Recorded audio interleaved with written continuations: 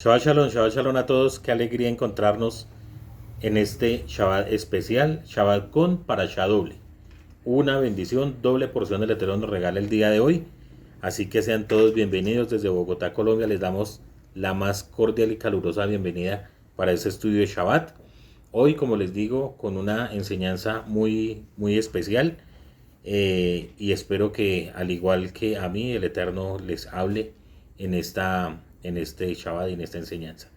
Antes de iniciar nuestra eh, enseñanza, nuestro shiur, vamos a levantar una tefila al Eterno, dándole gracias porque nos permite estudiar su Torah. Bendito eres tú, Eterno, lo a nuestro soberano del universo, que nos ha bendecido con sus mandamientos, nos ha santificado con sus mandamientos y nos ha ordenado el estudio de las palabras de su Torah. Bendito eres tú, Eterno, lo a nuestro soberano del universo, que nos has dado la Torah. Amén y amén. Muchas gracias, Padre bueno, por bendecirnos y permitirnos estar en este momento estudiando tu palabra. Amén y amén. Muy bien, Parashá de hoy, Jucat Balak, doble, como les decía hace un momento. Ya con esta Parashá, otra vez quedamos al día con el orden de las lecturas y de la Parashá. Esta Parashá la vamos a encontrar desde Bamidbar, Números, capítulo 19, versículo 1, hasta el capítulo 25, versículo 9. Y he rogado al Eterno por un nombre para esta enseñanza y hemos puesto el nombre de El Devastador, ¿sí? Que es el nombre lo que significa Balak. Es increíble, tremendo los nombres, cómo puede poner uno a una persona un nombre con este significado. El Devastador. Pero para que lleguemos hasta este punto, porque realmente hemos tomado la última parte de la Parashá Balak, vamos a tratar de hacer un pequeño resumen o mirar desde dónde parte toda la situación que está pasando Israel en este momento, en este marco histórico que está viviendo. Lo primero es que esta Parashá seguramente nos va a dejar grandes enseñanzas para nuestra vida, que es el objetivo siempre de cada clase.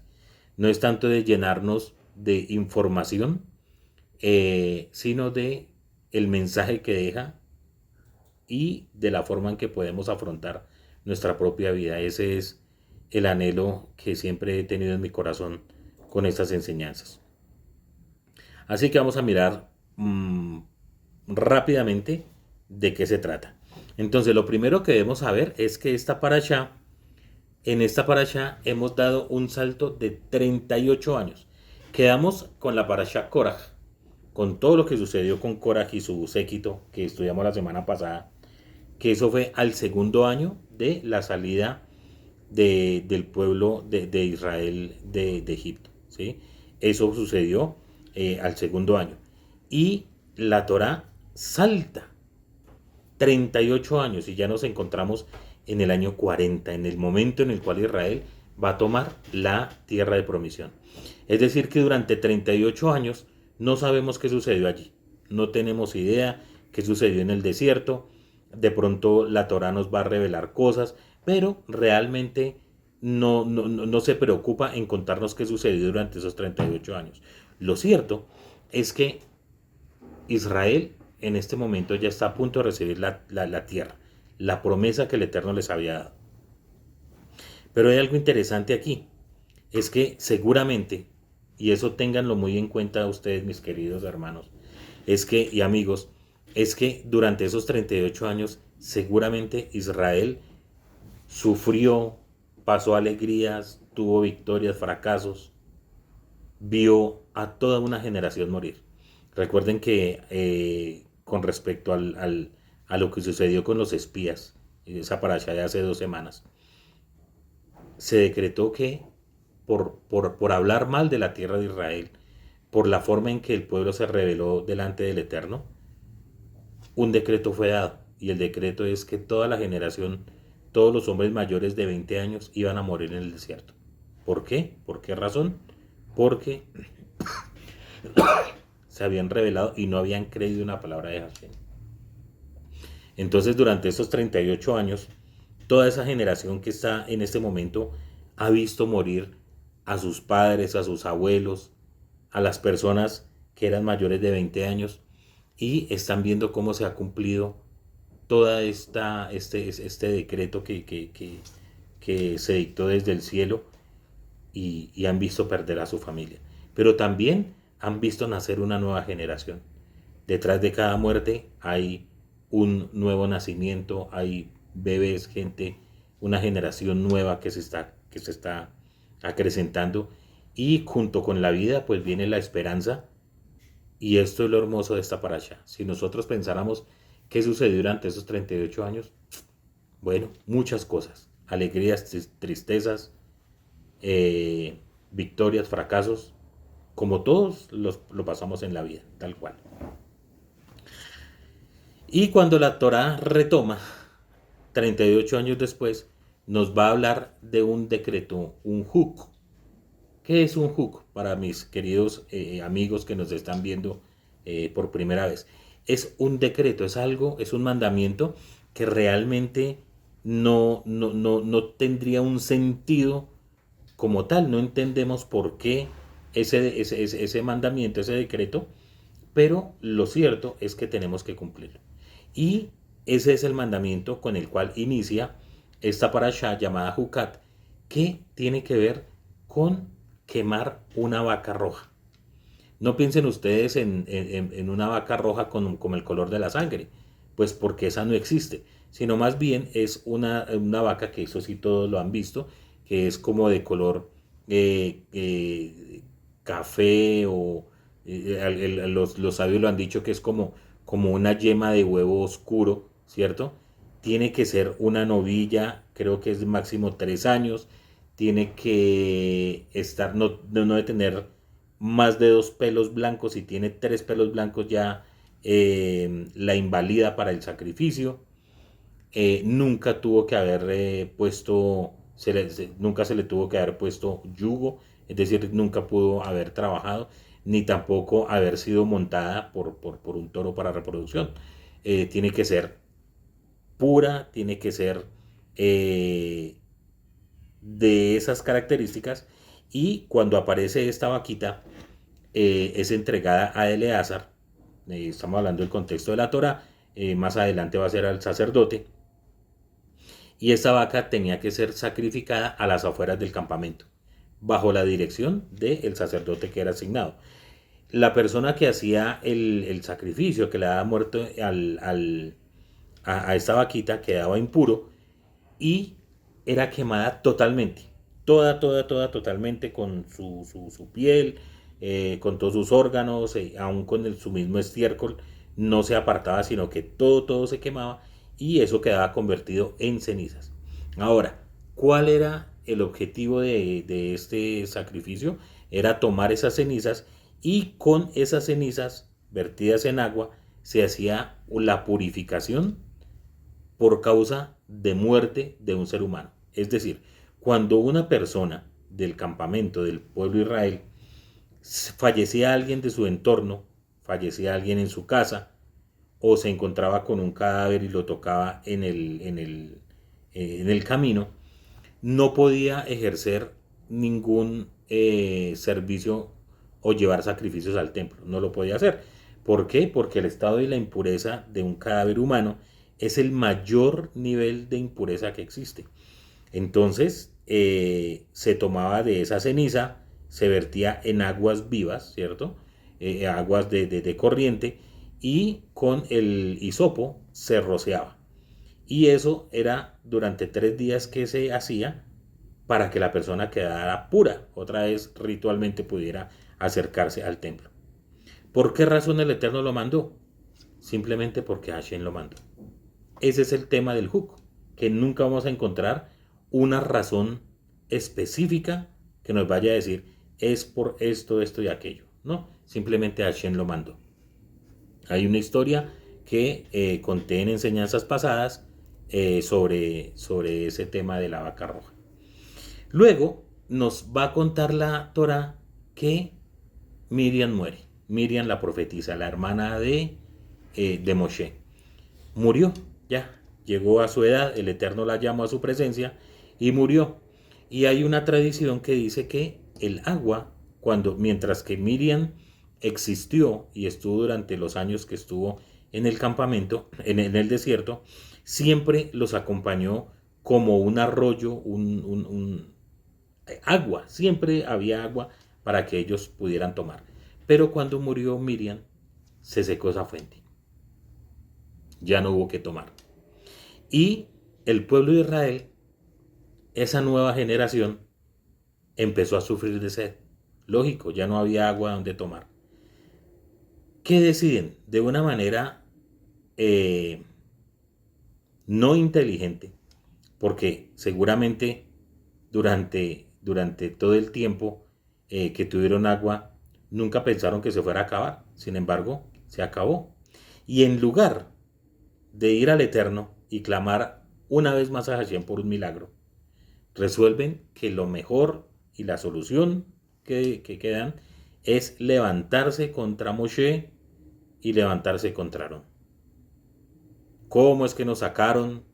Hubiera sido preferible morir como murieron nuestros padres. Por eso toqué el tema de toda la gente que durante 38 años murió. Y esta nueva generación, esa generación que estaba lista para tomar la tierra prometida, lo único que se les ocurre es decir, mejor nos hubiéramos muerto como nuestros padres murieron en el desierto. Es una locura lo que están pidiendo.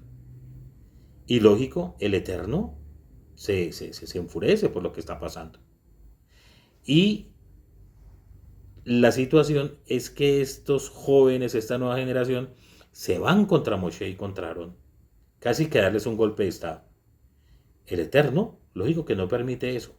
Pero le dice a Moshe que tome la vara de Aarón y hable a la roca. Finalmente, Moshe lo que hace es golpearla, etc. Sale agua, se da el milagro, pero recibe un castigo. El castigo es que Moshe no va a ingresar a la tierra prometida. El sueño por el que estuvo luchando toda su vida. Pero no. Y no lo hace, no porque haya golpeado la roca, es porque no tuvo la delicadeza de honrar al Eterno y decir que eso lo que había sucedido era por mano de Hashem. Sino que cuando golpeó la roca dijo, ahí les doy el agua para que tomen. Entonces, complejo. Esa imprudencia le costó no ingresar a la tierra de promisión, a la tierra de Canaán. Y luego de este episodio, muere Aarón, el hermano de Moshe. O sea, aquí ya encontramos dos muertes seguidas importantes. Y muere Aarón y es sucedido ahora por Eleazar, su hijo. Ahora Eleazar toma el mando, el cargo, como sumo sacerdote, como Cohen Agadol. Ahora Israel tiene que seguir su marcha. Ya pasó el tiempo de duelo por Miriam, pasó el tiempo de duelo por Aarón y ahora debe marchar y se encuentran con los kenanitas. Ya van a empezar ese de tocar las fronteras de la tierra prometida y se encuentran con los kenanitas y el Eterno les entrega la victoria, le da la victoria a Israel. Entonces Israel tiene que tomar Edom, ahora otra tierra limítrofe, y empieza a rodearla, pero la ruta que toma los hace ir por el Yansuf, por el Mar de los Juncos, como sabemos fue la ruta que tomaron cuando salieron de Egipto. Entonces esa generación nueva otra vez empezó a quejarse, y otra vez empezó a quejarse, y decían, pero ¿cómo? Ahora esta ruta, bueno, ya tenemos agua y ahora ya estamos hasta aquí de ese pan anodino que nos da el Eterno. Y ahí sucede algo absolutamente terrible. Que ese tema lo voy a tocar en un momento. Entonces, se están quejando contra la comida, contra el maná que el Eterno le está dando. Y entonces Hashem envía serpientes que los piquen y mueran. Murió mucha gente. Entonces caen en la cuenta y dicen, Moshe, la embarramos, tuvimos pecamos, nos arrepentimos, ¿qué debemos hacer? Entonces el Eterno le ordena a Moshe que arme, que haga una serpiente en bronce o cobre, no sé el material, uno de esos dos fue, y que lo pusiera en un mástil, en una vara, y la pusiera en lo alto. Y cuando una de las serpientes picara a algún israelita, entonces ellos podían mirar a esa serpiente y se sanaban. Milagroso. Otra cosa que no tenemos, no sabemos eh, cómo era que funcionaba el tema. Sin embargo, Hashem así lo hizo. Pero después de esto, ya Israel toma nuevo aliento, nueva fuerza y se enfrenta a grandes reyes, a Og y a Shihón. Hoy en el Salmo 135 se habla sobre Og y Shihón, y también en el Salmo 136, ¿sí? Se habla de esa guerra y cómo el Eterno les entregó a esos grandes reyes. Terminan esa guerra y ahora están en el valle de Moab. Y aquí es donde vamos a empezar a desarrollar la paracha del día de hoy. Allí, en el valle de Moab, se encuentra Balac, el devastador. Ese era su nombre. Y este tipo sabe qué fue lo que sucedió con Israel. Lógico, durante 40 años ha escuchado que el pueblo de Israel, por mano del Eterno, derrotó a los egipcios. Y ahora que en su camino hacia la tierra prometida, ha vencido a los kenanitas y a los grandes reyes de las comarcas, a Og y a Shihón, que eran los grandes reyes de esa época. Y dijeron, bueno, acá esto es muy complejo y no vamos a poder batallar contra ellos ni los vamos a poder vencer en la guerra militarmente. Entonces se hace una idea de cómo hacerlo de una manera espiritual. Pero quiero que miremos un momento quién era ese Balak, quién era ese devastador. El nombre de él era Balak ben Zippor, y Zippor en hebreo significa pájaro, ¿sí? No es que el nombre fuera hijo de pájaro, que el papá se llamaba pájaro. No, el papá de él no se llamaba Zippor. Y eso nos lo revela el texto del Zohar, que es bastante interesante, aunque el texto, si uno lo lee, es un poco más amplio. Solamente tomé una parte de esto, y nos dice que Balak, hijo de Zippor, en hebreo Zippor significa pájaro, según el Zohar, este no era el nombre del padre de Balak, como acabo de decir, Zippor, sino que se refería a una magia con un ave de metal que utilizó Balak. Como relata el Zohar, tal ave tiene una cabeza de oro, una boca de plata y alas de cobre mezcladas con plata, y su cuerpo es de oro. Y una vez hecho el ave, se debe poner de día en la ventana con cara al sol y en la noche de cara a la luna. Para llegar a esa ave metálica que creó, el Zohar nos cuenta primero que adiestró un ave que tenía poderes bien difíciles, Balak, o sea, era un hechicero, mago terrible. Y entonces ponían a ese pájaro de metal, entonces de día mirando hacia el sol y de noche hacia la luna, y le hacían quema de incienso durante 7 noches y 7 días. Luego de esos 7 noches y 7 días, el pájaro comenzaría a hablar y a predecir lo que estaba por suceder. Es decir, que por medio de esa magia, hacían que el pájaro adivinara. No que profetizara, que adivinara, porque eso es algo totalmente diferente al profeta, ¿cierto? Solo los magos más habilidosos podrían construir tal pájaro. Balak era el mago más grande de su época y él lo logró. El pájaro siempre estaba sentado en el hombro de Balak y le susurraba al oído, y por eso fue apodado Hijo del Pájaro. El Zohar relata además que el pájaro pronunció verdaderas palabras proféticas al oído de Balak y le advirtió que no se opusiera a los hijos de Israel y también predijo el duro castigo que le esperaba a él y a los moabitas. Sin embargo, Balac persistió en su mal camino y fue castigado exactamente como se lo predijo el pájaro. Terrible, o sea, si ustedes piensan en Balac que era un rey, que era inocente y que no, era un tipo absolutamente malvado, que estaba dado a las artes mágicas de hechicería, de cómo dañar a las personas, cómo maldecirlas, cómo sabía si no podía atacarlas militarmente, lo hacía por medio de maldiciones, lo hacía por medio de fuerzas de oscuridad. Y así nos encontramos con un ser siniestro que va a buscar todas las formas para destruir a Israel. Y lo va a hacer por medio de esa parte oscura pero espiritual.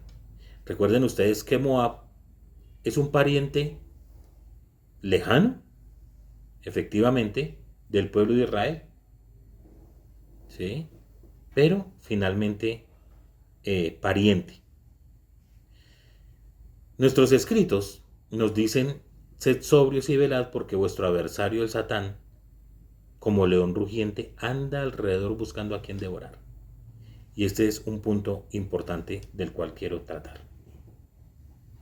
Balac contrata los servicios de un hechicero, a Bilam, para poder maldecir a Israel y de esta manera poder atacarlos. Sus planes no rinden frutos, pero hay un versículo más adelante que nos va a revelar algo nuevo de lo que sucedió aquí. Entonces, para resumen de las personas que nos están viendo, este Bilán era una especie de profeta que los sabios han dicho que era el profeta para los no israelitas. Y fue contratado porque ya sabían de la fama que tenía Bilán, de que a la persona o al grupo que él maldijera, efectivamente era maldecido. Tenía una fama tremenda. Entonces, Balac lo contrata. ¿Para qué? Para que maldiga a Israel. Sin embargo, durante todo el episodio, que los invito a que lo lean, que está en la parashá de hoy, eso no rinde fruto. No puede maldecir al pueblo de Israel. ¿Por qué no lo puede maldecir? Porque Hashem no lo permite. Hashem no lo permite. Y después de muchas cosas, ese malvado termina bendiciendo a Israel. Lo contratan para maldecir y termina bendiciendo al pueblo de Israel. Al final de todo ese episodio, que realmente quiero que lo lean o lo escuchen, que está en nuestro canal, hay algo terrible. Ahí nos dice simplemente que Bilán, después de las bendiciones que finalmente profirió, dice el versículo 25 del capítulo 24, se levantó Bilán, se fue y regresó a su lugar, y también Balac partió hacia su camino. Entonces no pudieron derrotar a Israel ni militarmente ni maldecirlo, no pudieron hacer nada. Dice que Bilán se fue y Balac también se fue. Parece que todo terminó ahí. Ya, listo. Israel está libre y ya no tiene problemas. Pues no. Números 31:16 dice: he aquí que ellas, se refiere a las mujeres moabitas, se entregaron a los hijos de Israel por palabra de Bilam, de ese malvado, para rebelarse contra Adonai en el episodio de Peor, y hubo mortandad en la congregación de Adonai. Así es, Bilán, este falso profeta, aconsejó de qué manera podían destruir a Israel. Y aquí es lo importante de esto. Hay cosas, mis amados, que el Eterno, quizás sí vamos a recibir un llamado de atención. Nosotros mismos nos encargamos de recibir las consecuencias por hacer cosas malas. Pero hay cosas que el Eterno ha prohibido y que no se pueden cruzar, lo que podemos llamar las líneas rojas. Entre eso, dicen los sabios que hay tres cosas. Tres cosas por las cuales un judío debería dar la vida. Los mandamientos, todos los mandamientos, son para vida. Es decir, que si uno tiene que quebrantar un mandamiento por salvar la vida, está permitido. Pero hay 3 que dicen los sabios que no se puede. 1. Temas de idolatría. Uno no debe cometer actos de idolatría en público. Es necesario aún dar la vida.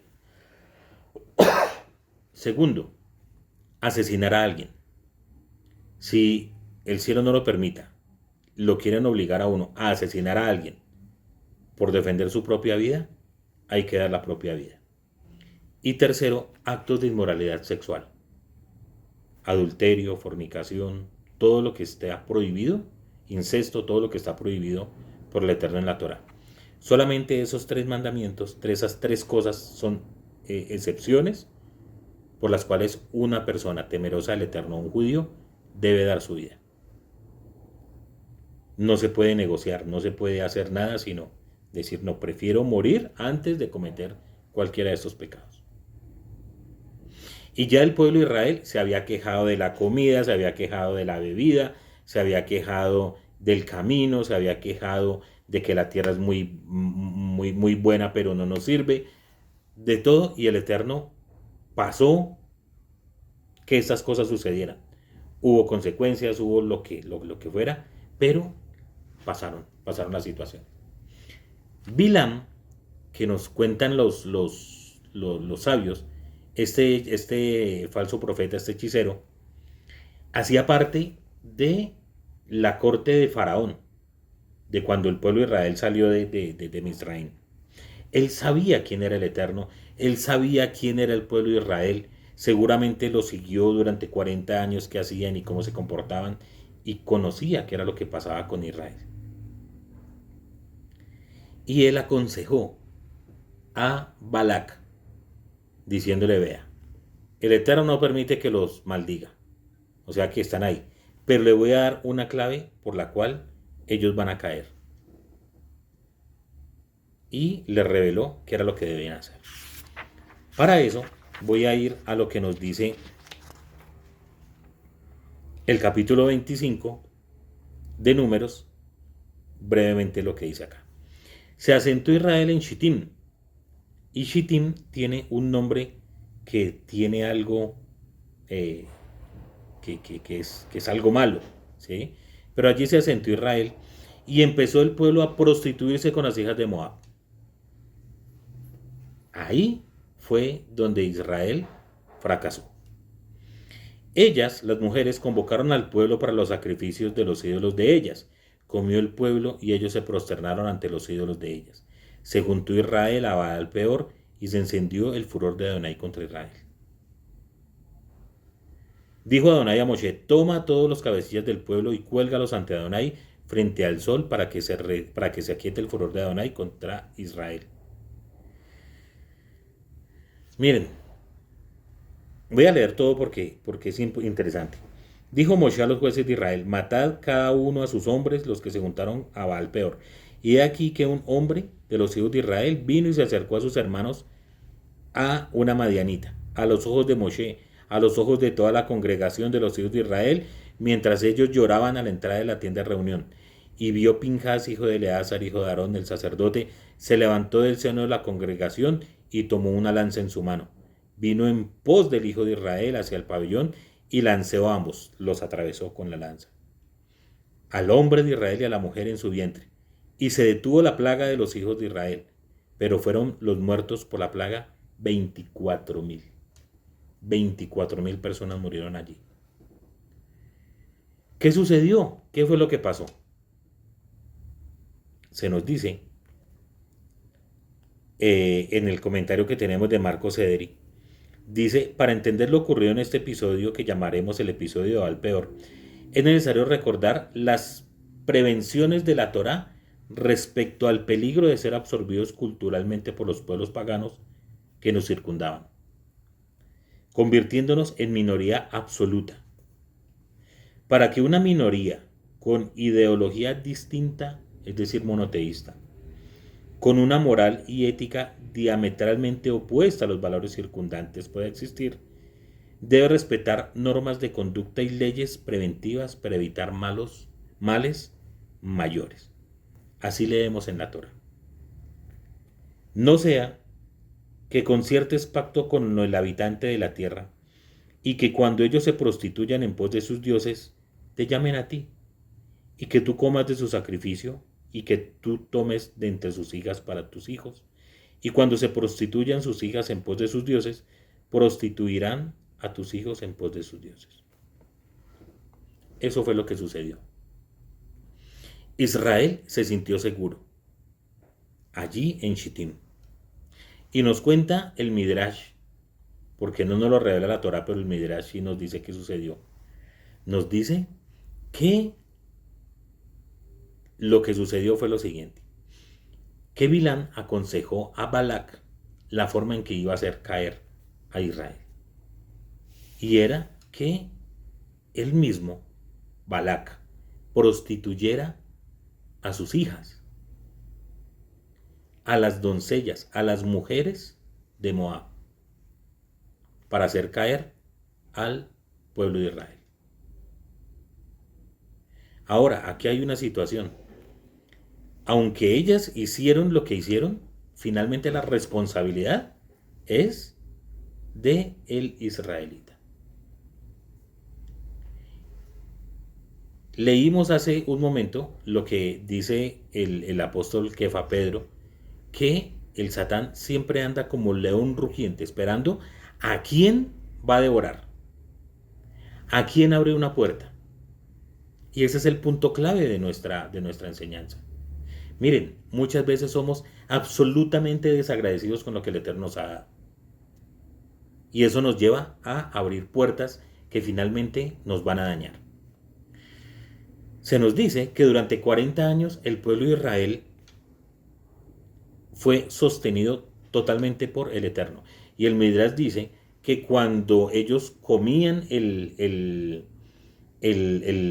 maná, el pan que era del cielo, lo absorbía totalmente el cuerpo y no había ni siquiera necesidad de que el cuerpo del israelita en el desierto tuviera que expulsar nada.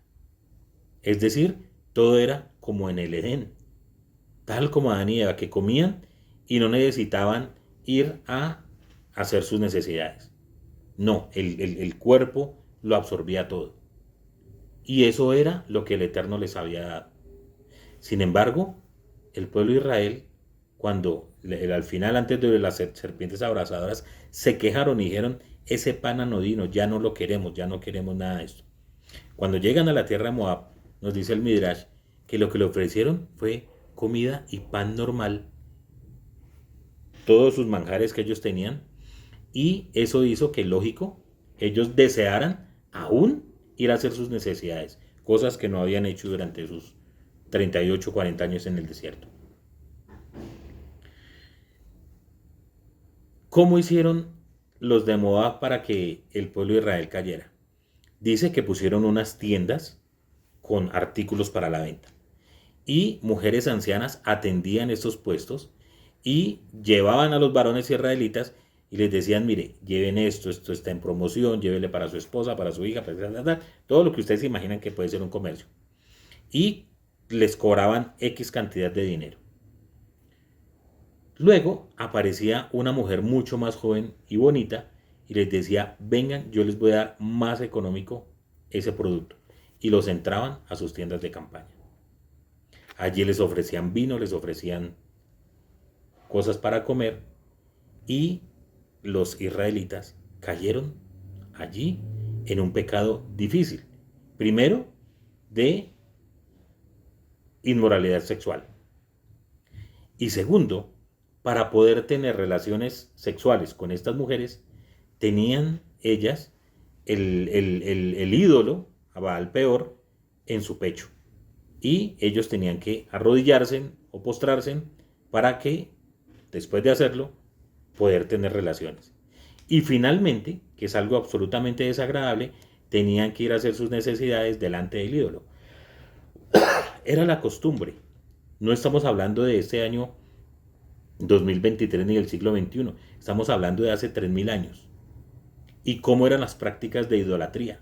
Hace algún tiempo que comentaba aquí en mi casa que nos olvidemos el tema de la idolatría actual, que mucha gente tiene, como es arrodillarse a un ídolo y rezarle, a lo que era realmente la idolatría de hace 3000 años, donde sacrificaban niños, donde hacían cosas que realmente es terrible, y por eso el Eterno quiso que el pueblo de Israel fuera un pueblo apartado.